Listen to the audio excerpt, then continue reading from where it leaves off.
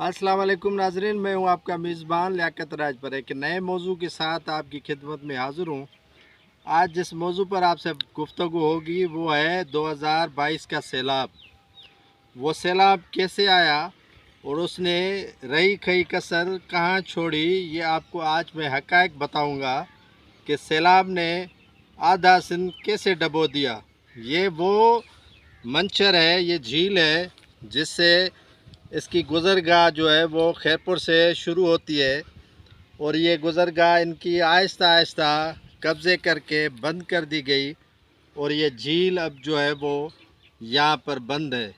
काफ़ी इसका गुज़रगाह नवाब शाह, खैरपुर, सखर और नौशहर फ़िरोज़ काफ़ी अज़ला को ये झील यहाँ से गुज़रती हुई ये पानी यहाँ से गुज़र जाता था, जिसके बायस किसी को तकलीफ़ नहीं होती थी। लेकिन आहिस्ता आहिस्ता ये झील को आगे से रुकावटें खड़ी करके ज़मीनों को आबाद किया गया, जिसके बायस जो है 2022 का सैलाब आया और आधी सिंध इस झील की वजह से डूब गई, जिससे लाखों एकड़ ज़मीन वो ज़ेर आब आ गई, घर मकाना तबाह हो गए।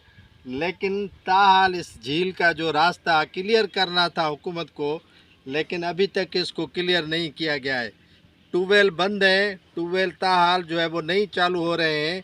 आप मेरे अकब में देख सकते हैं कि क्या पोजीशन है इस पानी की। ये गुज़रगाह था, इससे जो सीम और थुअर का पानी था यहाँ से गुज़र के कई अजला से होता हुआ ये छोड़ होता था यहाँ पर जो है नौशहर फ़िरोज़ के करीब दरिया सिंध में।